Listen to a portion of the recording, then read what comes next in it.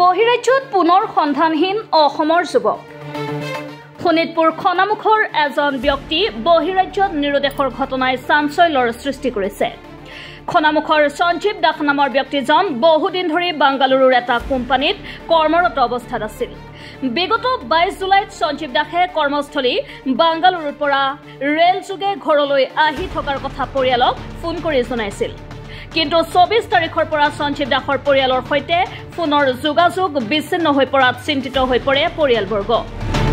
পৰৱৰ্তী সময়ত কলকাতাৰ বেৰেকপুৰ নামৰ ঠাইত সঞ্জীৱ দাসৰ মোবাইল ফোনটো মাটিত পৰি থকা অৱস্থাত উদ্ধাৰ হয় যদিও সঞ্জীৱ দাস আজি পৰ্যন্ত সন্ধানহীন হৈ আছে। উপায়হীন হৈ পৰিয়ালৰ লোকে এই সন্দৰ্ভত চাৰিদুৱাৰ আৰক্ষী থানাত এখন এজাহাৰ দাখিল কৰিছে। আমাৰ খনামুখ নিবাসী শ্ৰীযুত সঞ্জীৱ দাস আজি 15 বছৰমান 17 বছৰমান হ'ল বেংগলৰতে কৰ্মৰত কৰি খাই আছিলে। তেওঁ দুজন ল'ৰা আছে, ঘৰত সৰু সৰু বাচ্চা আছে দুটা, আৰু ঘৰটো আপোনালোকে দেখিছে অৱস্থা শোচনীয়। তাৰোপৰি ঘৰৰ মুখে আহোঁতে বেংগলোৰৰ পৰা খনামুখ আহি থাকোঁতে ঘৰত আহোঁতে ভাড়াও ইমান টকা নোহোৱাত ঘৰৰ পৰা অলপ সহায় কৰা হৈছিলে। তাৰপিছত তেওঁ অলপমান পইচা কোম্পানীৰ পৰা খুজি পেলাই তেওঁ আহিছিলে। আহি থাকোঁতে উৰিষ্যালৈকে বোলে ঘৰৰ মানুহকেইটাৰ কণ্টেক্ট, তেওঁৰ ৱাইফ মীনা দাস, তেওঁ কণ্টেক্ট কৰিছে সঞ্জীৱ দাসৰ তেওঁৰ হাজবেণ্ডক। তাৰ হাজবেণ্ডক কণ্টেক্ট কৰিছে উৰিষ্যালৈকে। উৰিষ্যাৰ পিছত আকৌ কণ্টেক্ট নাই। পিছত যেতিয়া সেই মোবাইলত কণ্টেক্ট কৰোঁতে গম পাইছে সেই মোবাইলটো কলিকতাৰ হাওৰাৰ বাৰেকাপুৰৰ এখন জেগাত মোবাইলটো পোৱা গৈছে।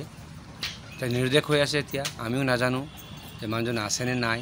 যদি আছে, কোনটো জেগাত কেনেকুৱা আছে আমি নাজানো, নে তেওঁ কি অৱস্থাত আছে। আমি ওচৰৰ পুলিচ থানাত চাৰিটাত গৈ পেলাই আমি খবৰ কৰিছোঁ।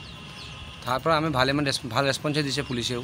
যিমান পাৰে তেওঁৰ পৰা চাহু ছাৰে যিমান পাৰে তাৰ পৰা আমাক সহায় কৰিছে। আমাৰ এটাই অনুৰোধ আছে যে আপোনালোকে এই মেছেজটো, আমাৰ ফটোটো শ্বেয়াৰ কৰি দিয়ক, যে যদি কোনো ভালকৈ চিনি পায় কলকাতা বা হাওৰা মানুহ তাৰ লগত শ্বেয়াৰ কৰি দিয়ক, যাতে আমি যিটো মানুহজন সঞ্জীৱ দাস আমি অতি সোনকালে পাওঁ আৰু তেওঁ ঘৰত আমি আনিব পাৰোঁ।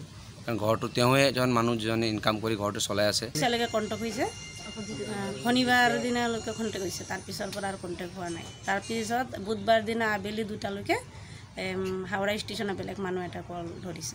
আজি 12 দিন হৈছে। 12 দিন হৈছে না? সঞ্জীৱ দাস বয়স কিমান আছিলে? 50 আছিলে না? 50 বছৰ। ঘৰত উপাৰ্জন কৰা তেওঁৱে আছিলে? তেওঁৱে আছিলে, আৰু কোনো নাই। সৰু দুটা ল'ৰা ছোৱালী আছে। মা দেউতা বৃদ্ধ অৱস্থাত মা দুটা আছে। জামুগুৰি হাটৰ পৰা আনোৱাৰ আহমেদৰ ৰিপৰ্ট, NV লাইভ।